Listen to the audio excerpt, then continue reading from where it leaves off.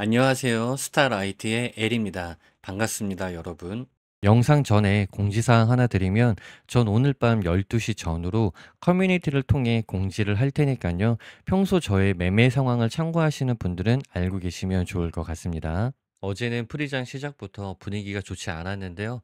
본장 시작 후 거의 대폭락장으로 시장은 하락 마감하였습니다.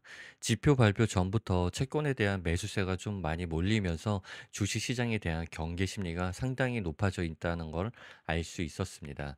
먼저 S&P 글로벌에서 발표한 8월 제조업 PMI는 전월 대비 다소 하락하는 모습이 나와줬고요.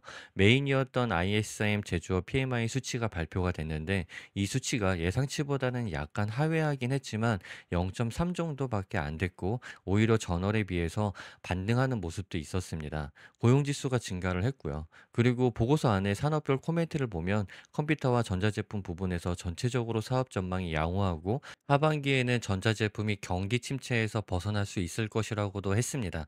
기기 부분에서는 신규 주문이 부진하기는 하지만 문의는 증가하고 있고 또 고객사들이 장비 구매를 위한 자금은 승인이 됐는데 올해 4분기까지 프로젝트를 유예하라는 지시를 받았다고 합니다. 이것이 의미하는 것은 대통령 선거 결과에 따라 업종별로 분위기가 달라질 수 있는 부분이 있을 수 있기 때문에 리스크를 관리하려는 것으로 보여집니다.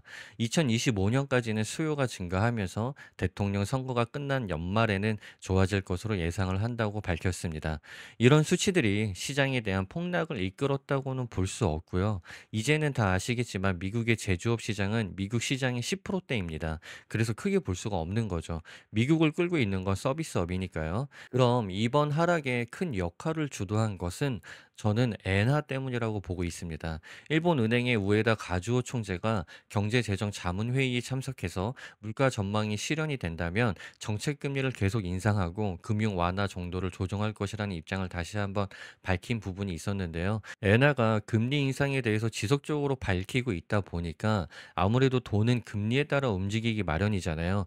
결국 엔화가 샀던 물건들이 채권보다는 엔비디아 같은 기술주와 빅테크를 많이 사 있는 상태에 있었고요. 엔 자체가 일본 돈으로 돌아간다면 주식을 털고 가야 하니까 이런 외부적인 요소가 어제 폭락을 이끌었다고 볼 수 있을 것 같습니다. 그럼 엔비디아나 이런 기술주들이 이제 꺾이는 것이냐라고 생각을 할 수 있는데 저는 그렇게 생각하지 않습니다. 제가 보는 관점에서는 적어도 2025년도 중반까지는 충분히 올라가고 나서 이때 어느 정도 꺾이고 소프트웨어로 이어지지 않겠냐라고 보고 있습니다.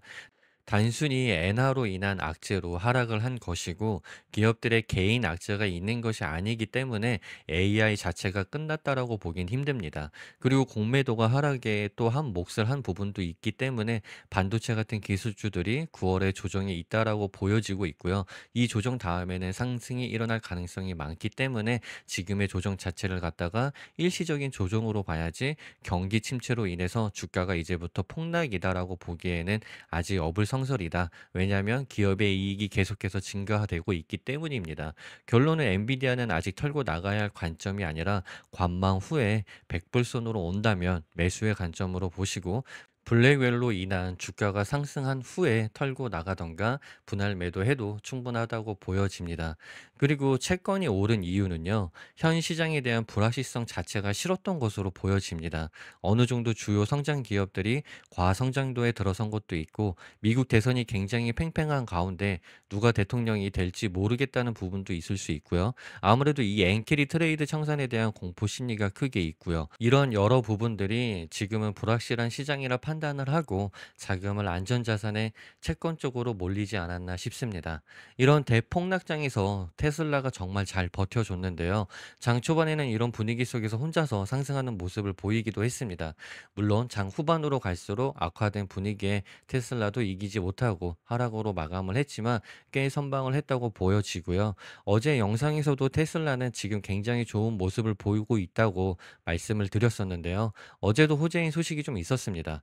8월 중국 내 차량 판매량이 올해 최고치를 기록했다는 소식과 2025년 말에 중국에서 6인승 모델 Y를 생산할 예정이라는 루머가 전해졌고요.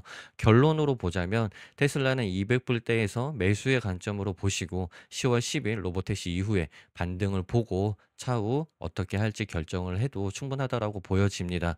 반도체 섹터가 크게 좀 빠졌지만 대폭락의 관점으로 볼 수 없다라는 것을 다시 한번 말씀드리고요. 저는 어제 커뮤니티를 통해 공지한 것처럼 TSMC 160불대, 엔비디아 110불대, XOXL 30불대에서 소량 분할 추매하였습니다. 오늘도 지표와 시장 분위기를 잘 살펴서 12시 전후로 커뮤니티를 통해 공지하도록 하겠습니다. 감사합니다. 미국 주식을 좀 쉽게 접근하고 투자할 수 있는 영상을 만들 수 있게 여러분의 좋아요와 구독 부탁드리겠습니다. 감사합니다.